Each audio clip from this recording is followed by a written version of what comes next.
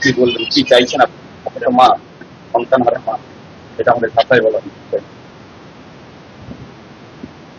আমি চাইছি দোষীরা শাস্তি পাক। কি শাস্তি চাই? আমিও একজন মা, আমি চাইবো না তাদের ফাঁসি হোক, কিন্তু যাবজ্জীবন কারাদণ্ড চাইছি।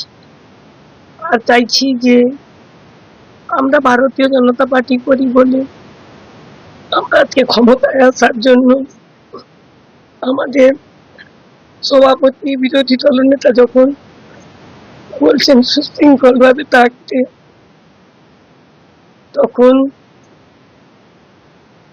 শাসক দলের যারা গরম গরম বক্তব্য দিয়েছিল যে 4 তারিখের পরে দিল্লির কোনো ভাব রক্ষা করতে পারবে না, সেটাই তারা দেখিয়ে দিল। আমি আজকে নতুন সরকার যে গঠন করবে তার কাছে জানাবো যে আমার ছেলের এই মৃত্যুর যেন শাস্তিটুকু হয়। আমার ছেলে যদি অ্যাক্সিডেন্টে কোনো অঘটন ঘটতো, আমার মনে হয় এত কষ্ট হতো না।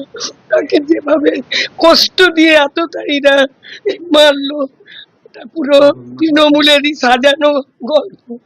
কি কারণে মৃত্যু হতে পারে বলে আপনি মনে করছেন মা হিসেবে? এখানে শুভেন্দু বাবু মমতাকে হারিয়েছে, যার জন্য আমার মনে হয় এই প্রতিশোধ। এই সময় অভয়ার মাটি হয়ে চোখে জল ফেলতে হয়েছে। কি বললেন, কি চাইছেন আপনি? একটা মা, সন্তান হারা মা, এটা আমাদের ভাষায় বলা হয়। আমি চাইছি দোষীরা শাস্তি পাক। কি শাস্তি চাই? আমিও একজন মা, আমি চাইবো না তাদের ফাঁসি হোক, কিন্তু যাবজ্জীবন কারাদণ্ড চাইছি।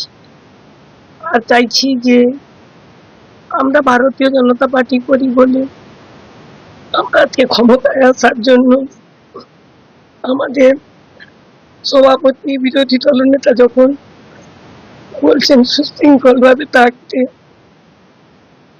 তখন শাসক দলের যারা গরম গরম বক্তব্য দিয়েছিল যে 4 তারিখের পরে দিল্লির কোনো ভাব রক্ষা করতে পারবে না, সেটাই তারা দেখিয়ে দিল। আমি আজকে নতুন সরকার যে গঠন করবে তার কাছে জানাবো যে আমার ছেলের এই মৃত্যুর যেন শাস্তিটুকু হয়। আমার ছেলে যদি অ্যাক্সিডেন্টে কোনো অঘটন ঘটতো, আমার মনে হয় এত কষ্ট হতো না। তাকে যেভাবে কষ্ট দিয়ে এতটাইরা মারলো, এটা পুরো তৃণমূলেরই সাজানো গল্প। কি কারণে মৃত্যু হতে পারে বলে আপনি মনে করছেন মা হিসেবে? এখানে শুভেন্দু বাবু মমতাকে হারিয়েছে, যার জন্য আমার মনে হয় এই প্রতিশোধ। এই সময় অভয়ার মাটি হয়ে চোখে জল ফেলতে হয়েছে।